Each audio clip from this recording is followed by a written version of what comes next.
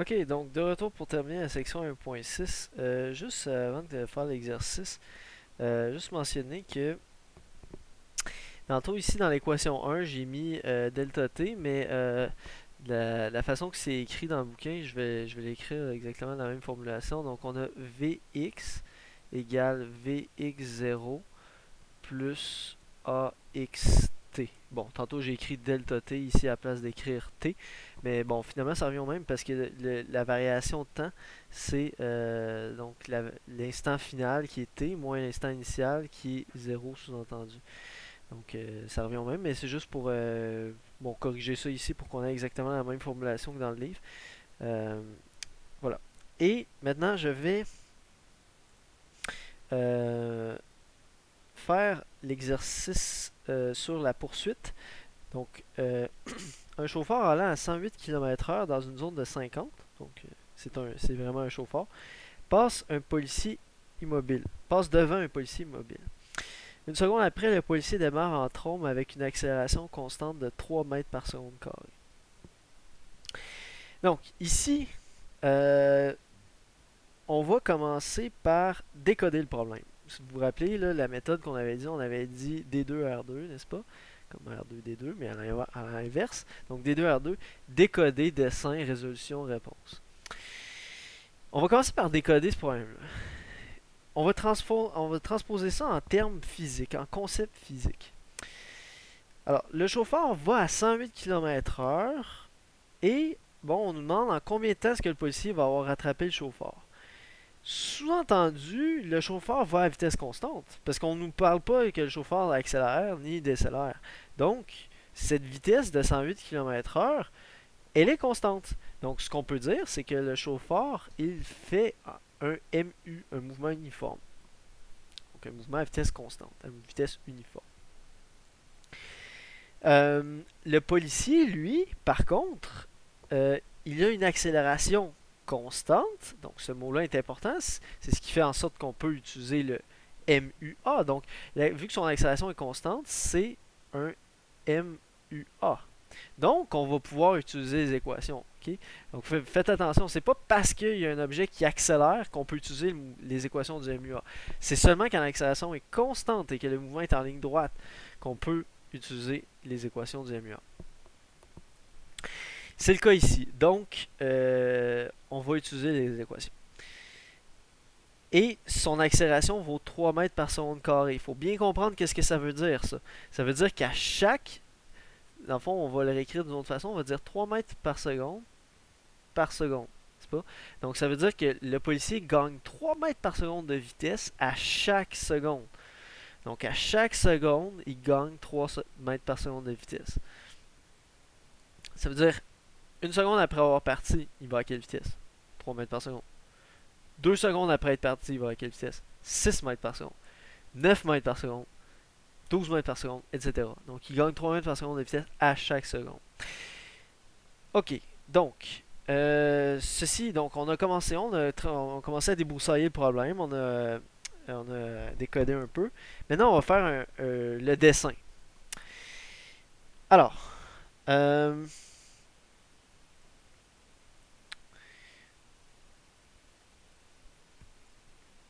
va commencer par tracer un axe des X.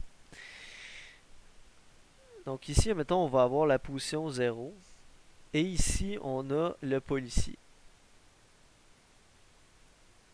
Donc ça, c'est le taux du policier. Qui est... J'ai dit, bon, pour simplifier, qu'au départ, il est à la position 0. Et après ça, on a le chauffeur.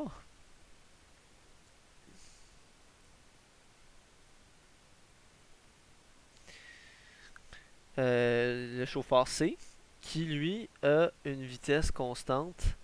Je vais l'appeler VC, la vitesse du chauffeur, de 30 mètres par seconde. Ah, ben j'ai fait directement la conversion, là. Donc, on a 108 km/h. Donc, pour trouver des mètres par seconde, on fait diviser par 3,6. Euh, donc, ça donne 30 mètres par seconde. Donc, ça, c'est bon. C'est bon. Après ça, le policier, lui, il n'a pas de vitesse initiale. Par contre, il y a une accélération.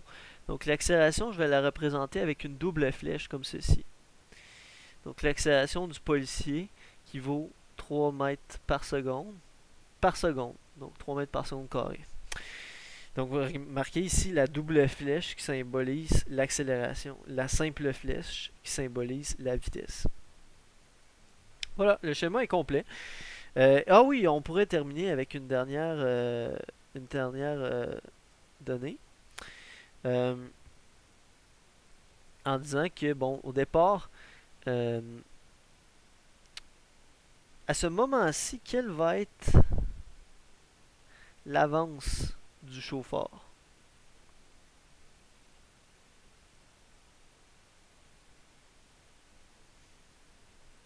Donc, quelle va être cette distance d'avance ici du chauffeur au moment où le policier démarre? On va laisser la question ouverte, on y reviendra tout à l'heure. Donc, ici, je vais sortir les données. Ça, c'est une autre chose qu'il faut faire. Après avoir fait le schéma, on va sortir les données. Ça va énormément nous aider. Donc, d'une part, on va sortir ici les données du chauffeur. Et ici, on va sortir les données du policier. Donc, le chauffeur. Sa vitesse initiale, la vitesse initiale du chauffeur, est de 108 km/h. Donc, si on divise par 3.6, ça fait 30 mètres par seconde. L'accélération du chauffeur est nulle, il va à vitesse constante. Sa position finale, ce qu'on appelle la position finale, c'est nous qui déterminons qu'est-ce que la situation finale. Et c'est nous qui déterminons aussi qu'est-ce que la situation initiale. Okay? Donc ici, ça dépend toujours du contexte. Qu'est-ce qui est pratique? Donc, qu'est-ce qui est pratique ici? C'est de considérer la situation initiale, t égale 0. Donc, t égale 0, en fait, c'est la situation que j'ai dessinée ici. Ça, c'est t égale 0. Donc, je définis arbitrairement t égale 0, l'instant t égale 0, comme étant le moment où le policier part, le policier démarre. Donc, à t égale 0, le policier démarre. Okay? Donc, c'est vraiment arbitraire, mais c'est comme logique là, de prendre ça comme point de départ. T égale 0, le policier démarre. Et la situation finale, donc ça, c'est la situation initiale. La situation finale, qu'est-ce qui pourrait être pratique comme situation finale? Ben nous, ce qu'on cherche, c'est combien de temps ça prend pour que le policier rattrape le chauffeur. Donc, ce qui est pratique comme situation finale, c'est le moment où le policier rattrape le chauffeur. Donc, la situation finale, ça va être le policier rattrape le chauffeur. OK?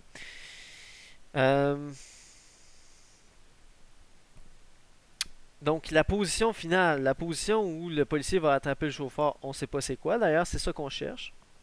Oups. Voilà. Pour ce qui est du policier maintenant, sa vitesse initiale, elle est nulle. La vitesse initiale du policier, elle est nulle. Au départ, donc, il dit le policier démarre en trombe. Vous voyez encore, il faut décoder. Il démarre en trombe, ça veut dire qu'il était immobile au départ. Il était immobile, puis là, il a démarré pour aller chercher le chauffeur, pour aller le rattraper. Donc, sa vitesse initiale est nulle. Okay. Au temps 0, le policier démarre. Donc, au moment où il démarre, sa vitesse est nulle.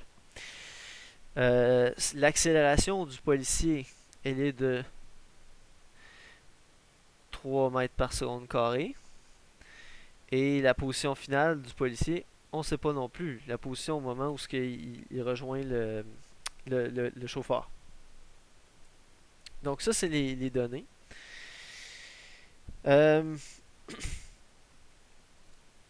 Alors si je reviens à la question que j'avais laissée en suspens tout à l'heure ici, au moment où le policier démarre, quelle va être l'avance du chauffeur? Alors ici, il faut on va regarder les données. En fait, il dit que le chauffeur passe devant le policier, qui est immobile, et une seconde après, le policier démarre. Donc, autrement dit, le policier a un temps de réaction de une seconde avant de peser sur l'accélérateur pour tenter de rattraper le chauffeur. Ce qui est très court, une seconde de temps de réaction. Donc,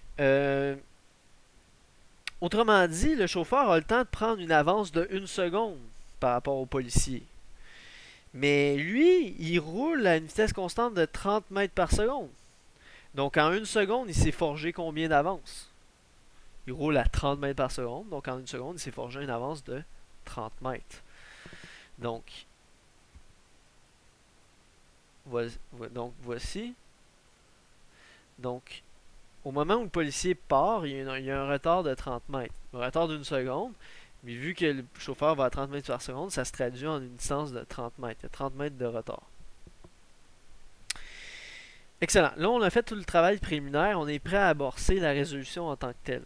Donc, si on résume, décodage, dessin, sortir les données. Okay? Définir la position initiale et la position finale. Ça, c'est vraiment les étapes préliminaires. Vous devez toujours faire ça pour un problème de type MUA comme ceci. Donc, on va commencer maintenant la résolution en tant que telle. Donc, on va s'attaquer à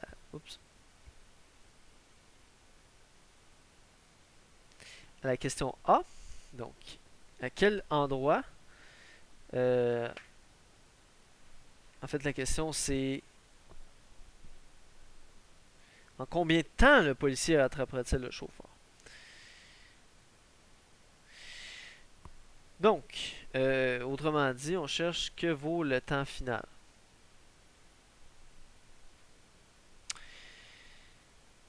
Donc, là, il faut se poser une question fondamentalement, c'est qu'est-ce qui caractérise le moment où le policier rattrape le chauffeur? Donc ici, on dessine. Donc ici, on avait le point de départ du policier. Là, après ça, le policier va démarrer. À un certain moment, il va réussir à rattraper le chauffeur. Ici, on a le chauffeur, ici, on a le policier. S'il réussit à le rattraper, ça veut dire quoi? Ça veut dire qu'il parvient à arriver à la même position X. Okay? Il réussit à arriver à la même position finale.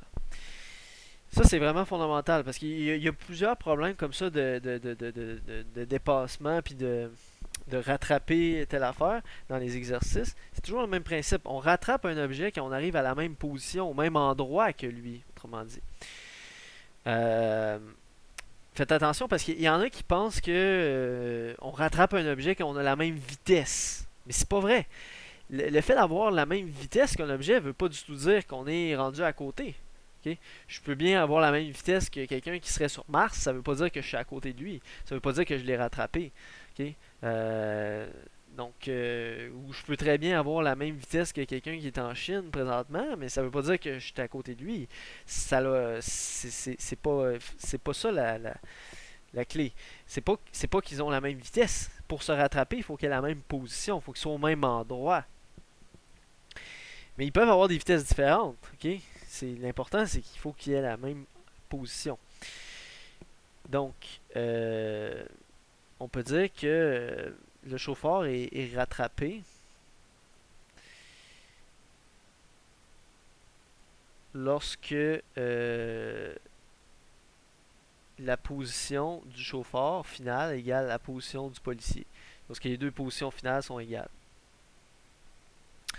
Ça, c'est vraiment la clé du problème. Le chauffeur est rattrapé lorsque les deux positions sont égales. Alors, là, on va détailler les deux positions en équation. On va y aller d'abord avec le chauffeur.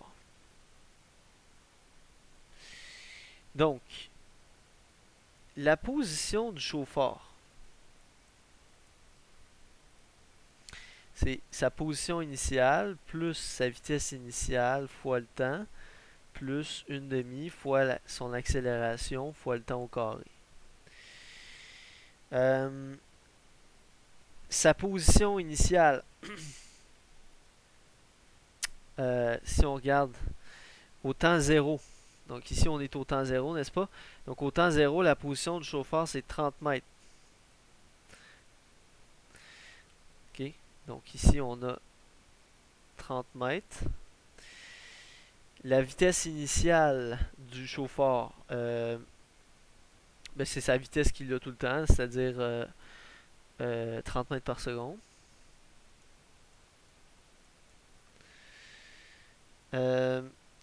Et l'accélération du chauffeur, c'est 0. Donc, on peut écrire ça. Donc, on peut dire 30 mètres plus 30 mètres par seconde fois le temps plus 0. Donc, ça, c'est la position en fonction du temps du chauffeur. Donc, le plus 0, je peux bien l'effacer. Je suis pas obligé de l'écrire. OK. Donc, ça, c'est la position du chauffeur en fonction du temps. Maintenant, regardons le policier. Donc, la position en fonction du temps du policier. Donc, c'est la position initiale du policier plus la vitesse initiale du policier fois le temps plus une demi fois l'accélération du policier fois le temps au carré. Donc, la position initiale du policier, si on regarde ici, la position initiale du policier, c'est 0. Donc, ça, c'est 0. La vitesse initiale du policier, au départ, le policier est immobile. Donc, sa vitesse initiale, c'est 0. Et son accélération vaut 3. Pardon. Donc, ici, ça va faire 0 plus 0 plus une demi fois l'accélération qui vaut 3 mètres par seconde carré fois le temps au carré. Donc, si on résume ça, pardon, ça va faire une demi fois 3, ça fait 1.5. 1.5 t carré. Et là, vu qu'on a mis l'accélération en mètres par seconde carré, ça veut dire que notre réponse ici, elle serait en mètres, si notre temps est en secondes. Je vais faire remarquer une chose, c'est que dans les calculs, je mets les unités. Très important. Donc, je m'attends de la même chose de vous. Okay? Voyez-vous, donc ici, les unités, ici, donc au minimum, moi, ce que je m'attends, c'est d'avoir toujours l'unité à la fin, au moins pour indiquer l'unité de l'ensemble de ce qui est écrit ici. Donc ici, ça, c'est des mètres. Bien sûr, sous-entendu, si le t est exprimé en secondes. OK, alors, à partir de là, on peut utiliser nos deux équations pour en faire qu'une. Donc, on revient à notre équation ici. XC égale XP. Donc, la position du chauffeur. Donc, je reviens avec mon équation XC égale XP. Les deux positions doivent être égales pour que le policier ait rattrapé le chauffeur. La position du chauffeur, c'est 30 mètres plus 30 mètres par seconde fois T. Et la position du policier, c'est 1.5 T carré. Tout ça est en mètres. Donc, là, on a une belle équation quadratique. Alors, ça, c'est génial. Bon, vous avez vu ça, vous avez vu comment résoudre ça au secondaire. Donc, c'est comme une équation du type. Je vais faire juste un petit rappel ici. C'est une équation du type ax carré plus bx plus c. C'est juste qu'ici, le x, c'est t. C'est le temps, la variable. Donc, quand on a une équation de ce type-là, x égale à moins b plus ou moins racine carrée de b2 moins 4ac sur 2a. Donc, ça, c'est juste un petit rappel mathématique. Donc, on va appliquer ça. Donc, pour utiliser l'équation quadratique, on va tout mettre ça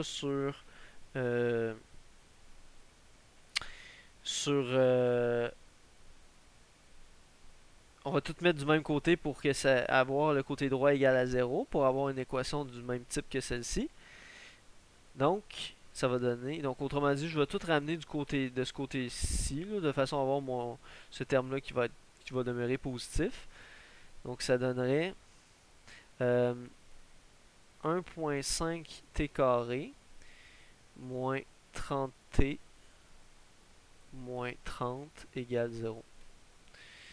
Donc j'ai, autrement dit, c'est ça, j'ai tout mis du même côté pour avoir égal 0.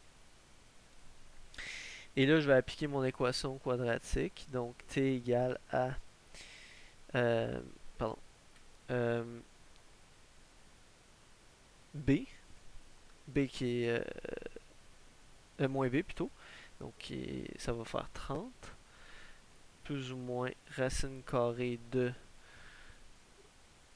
moins 30 au carré moins 4 fois A qui est 1.5 fois C qui est 30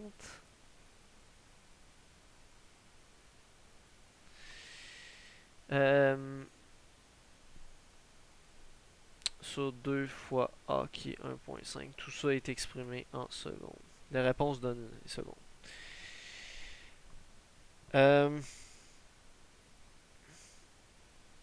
Donc si on fait le calcul, ça va donner finalement 30 plus ou moins 32.9 sur 3.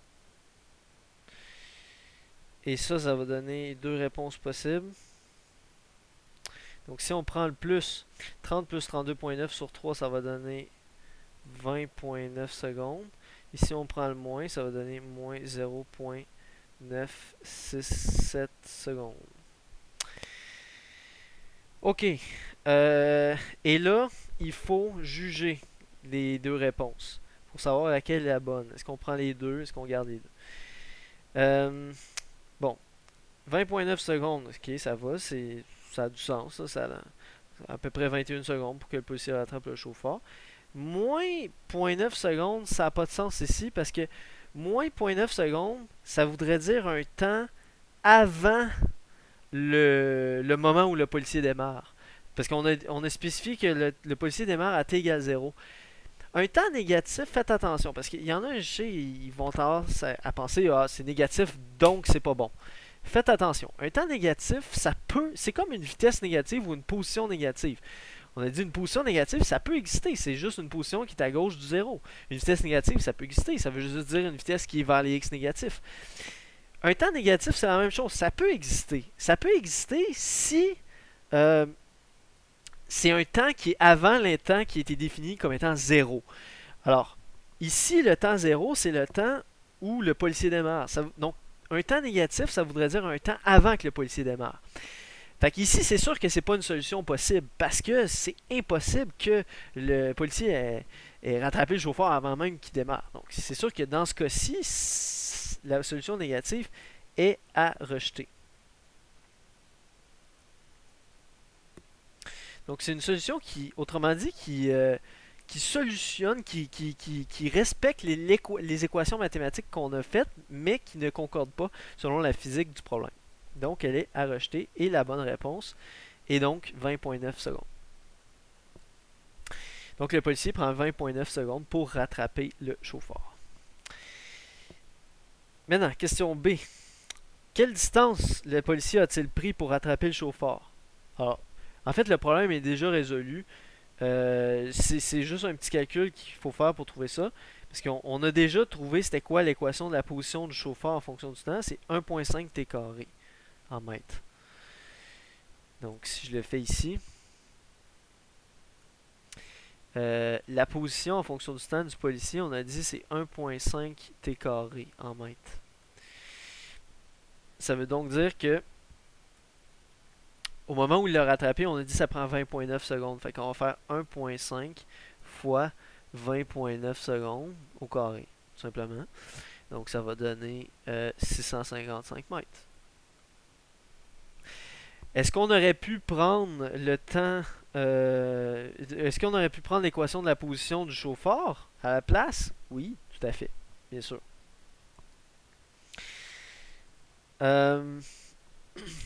Donc arbitrairement ici j'ai décidé de prendre l'équation de la position du policier.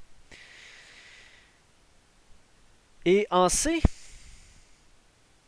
résolvez ce problème avec un graphique des positions en fonction du temps.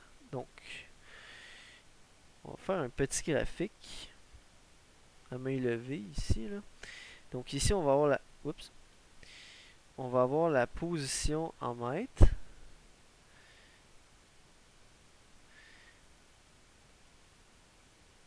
Ici, on va avoir le temps en secondes.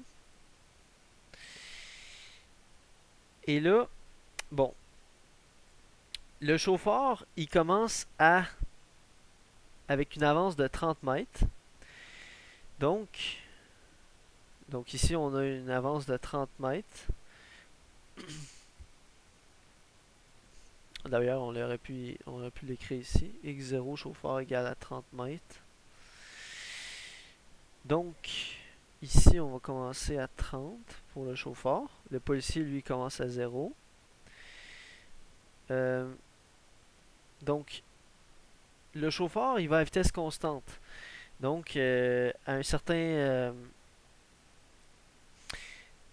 ce qu'on sait, c'est qu'à t égale 20,9 secondes,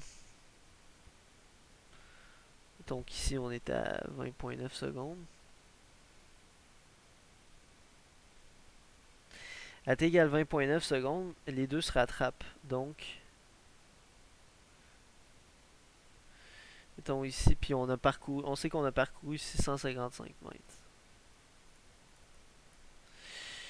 Fait que pour le chauffeur, c'est simple, il part de x égale 30 mètres et il va avoir une position qui va augmenter linéairement parce que sa vitesse est constante. Donc ça, c'est le chauffeur.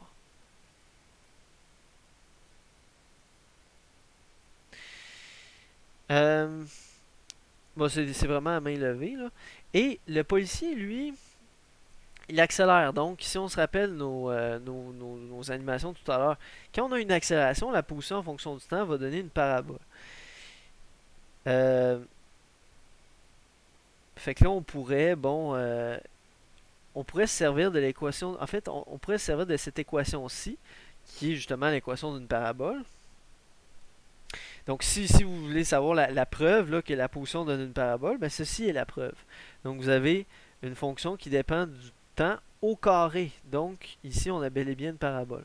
Fait qu'on pourrait prendre cette fonction-là et tracer point par point. Donc, admettons, on regarde un point à t égale 10 secondes. On regarde c'est quoi la position. Donc, mettons à t égale 10 secondes, ça va faire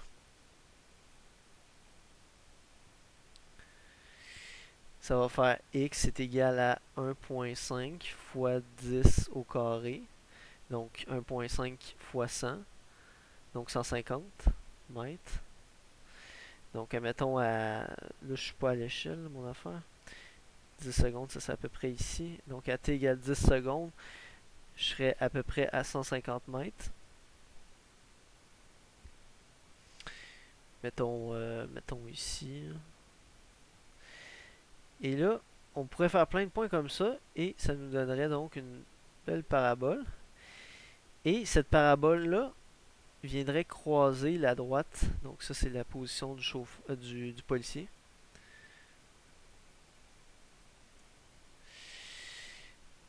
Donc les deux fonctions se croiseraient au moment où ils viennent un vis-à-vis l'autre.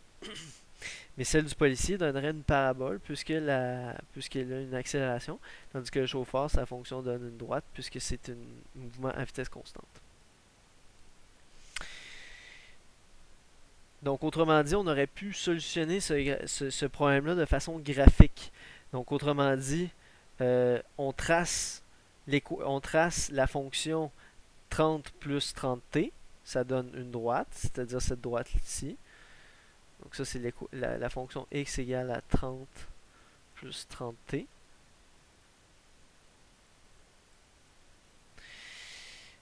Et on trace l'équation d'une parabole, celle-ci, qui est x égale à 1.5t carré.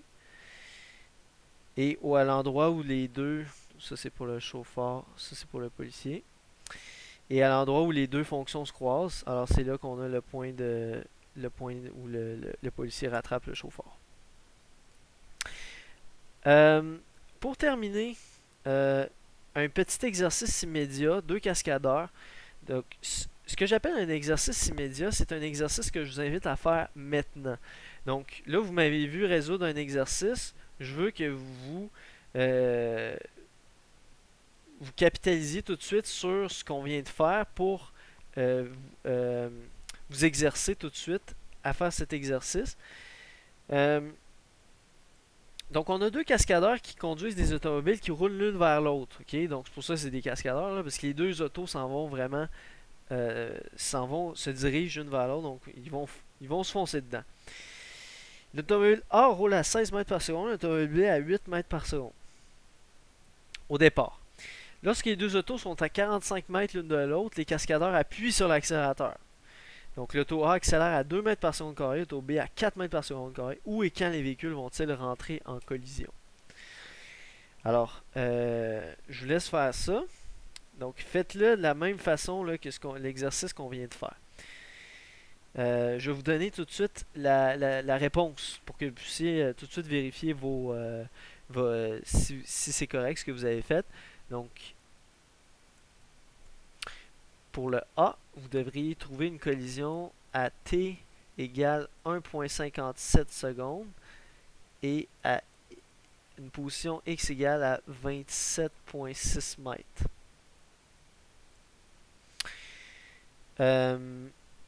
Donc le 27,6 mètres, c'est par rapport à la position initiale de A.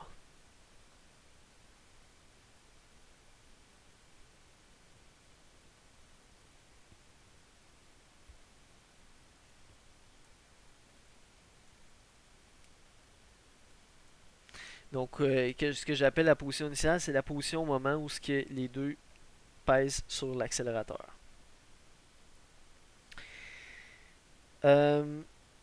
Pour la question B, on reprend la même question, mais maintenant on suppose que les deux voitures freinent.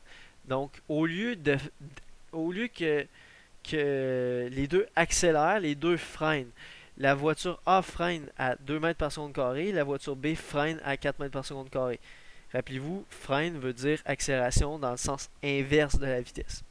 Donc ça va définir des signes appropriés pour chaque valeur de vitesse et d'accélération. Je vais vous donner tout de suite la réponse. Donc pour le B, vous devriez trouver une collision à t égale 2,8 secondes à x égale 37 mètres. Par contre, pour le B, je vous donne un indice très important, c'est que une automobile, là, une fois qu'elle a terminé de freiner, une fois qu'elle a atteint une vitesse nulle, elle ne se met pas à accélérer dans le sens inverse. Elle reste immobile. Donc, ça, il faut faire très attention à ça. Je vous dis tout de suite, le B, il est plus dur. Il est significativement plus dur. Donc, faites au moins le A et essayez le B, mais faites attention. Commencez par voir à quel endroit, oubliez la collision, regardez à quel endroit est-ce que les deux automobiles s'immobiliseraient s'il n'y avait pas de collision. Là. À quel endroit est-ce qu'ils s'immobiliseraient? Et après ça, ça va vous permettre de savoir est-ce qu'il va y avoir collision. Parce que si les deux freinent, ça se peut qu'il n'y ait pas de collision. Donc, ça c'est la première chose à voir. Et deuxièmement, il faut voir s'il y en a une qui freine la première qui va avoir freiné. À ce moment-là, elle va rester à cet endroit-là. Après ça, c'est juste l'autre qui va se déplacer. Donc, je vous mets au défi de faire celui-là aussi. C'est pas grave si vous n'arrivez pas à la bonne réponse, surtout pour le B, mais c'est un beau défi quand même à essayer. Donc, c'est tout pour la section.